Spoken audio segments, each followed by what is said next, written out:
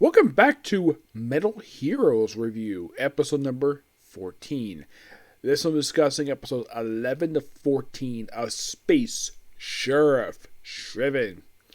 In these four episodes, we have various different plots. One, of course, involves a boxer. Yep. Now, this is something interesting, though.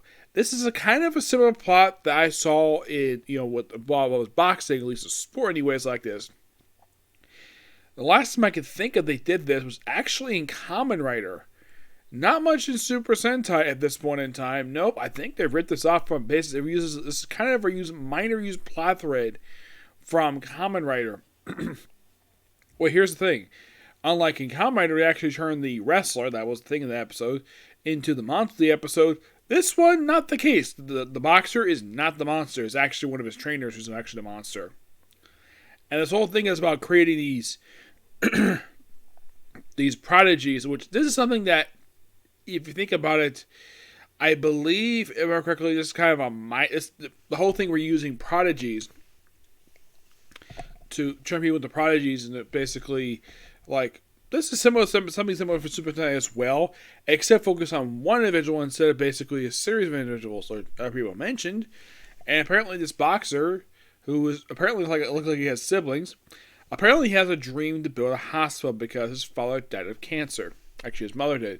And of course, Dan tells him about what happened with his father, about how he died basically saving a mother and son from a bear. Yes.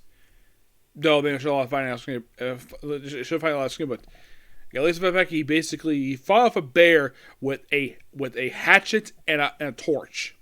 Yes, that is what he used to fight out a freaking bear, and that's how he died. Which that's something he saw with Gavin. Basically, both their fathers are dead. In the case of Voicer, he died because of the torture he was basically put through, and he died on Gavin's spaceship. In the case of Dan, his father died when he was young. Either doesn't care, and then of course, basically, when he hits him with a punch, like, oh, your punch is not strong enough. Like, okay, maybe inch him, but not seriously. And he hits him one punch, and takes down, and somehow hitting him, apparently, that the Maku was like, oh, just kill them both. Then, of course, Battle in the Other Dimension, and that's it for that one. They also have, basically, in here, an episode focused on a grandmother. That's what it's called. It's never such this woman had kids. Just an old lady who lives in a house that, believe it or not, I have seen before. You probably thinking, which series? I believe I saw this house in the original Kamen Rider series, and I believe it also popped up in Super Sentai. Yes, for some reason this popped up as Super Sentai. I'm not really sure why they decided to use this. This is one of those locations that Toei likes to be frequently using. Along with the island that became Crime Island in Jack, they like doing this. So, apparently Mako wants, they have a monster posed as a real estate agent. Yes, a real estate agent. To sell her land. She's like, nope. Stand here. Nope. Refuse. So basically, the demon king Saka had him with basically, mental torture. Nearly caused woman of a heart attack.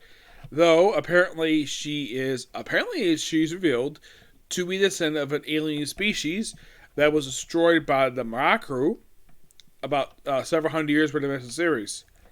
Yes, apparently from a nebula they destroyed, and she apparently is like a descendant of them, and apparently like the mountains live with their money, and so after the monster feud, what does she do with the money? Does she use it to restart people? Nope. She basically gives it to the Galactic Police as a donation to help refugees.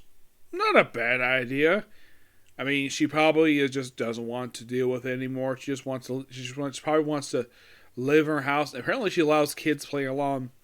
Before, basically, they were kicking their ball on her, hit her in the arm. I gotta admit, this actually was a really interesting episode. This one was.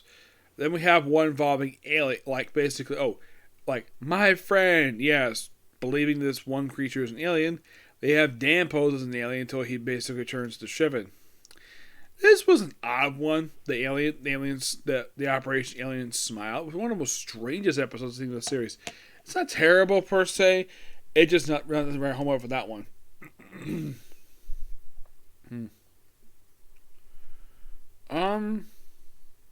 I think that's it. Yes, I think that is pretty much it.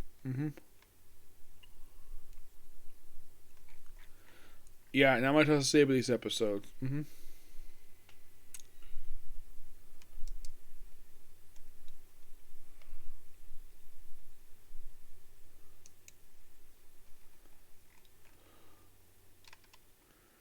But yeah, I'm gonna be probably happy here. So, oh yeah, Akari, this one with the Operation My Friend. That was episode 12. Sorry.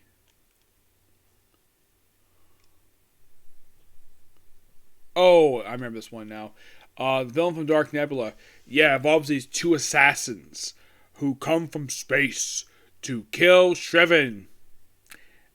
And it turns out that's actually a lie. They're not actually there to kill him. They're actually there to kill the Psycho Demon King. It's like they're taken by the Moku to the castle. Like, wait, like who are you? Like Morocco. Like, oh, you must be the Demon King Psycho. Of course, they bow to him, show a lot of respect. And apparently discussed destroying his artificial brain, which is the first thing they brought up in the series. He has one.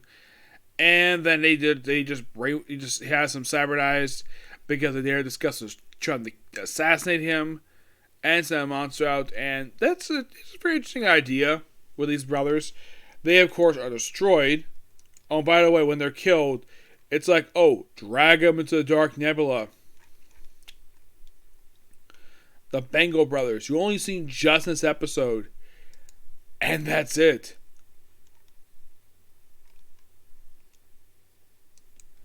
Yeah. But yeah, that's going to be pretty much it for this particular review.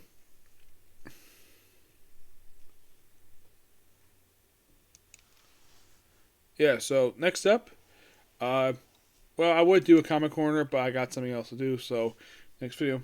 Bye.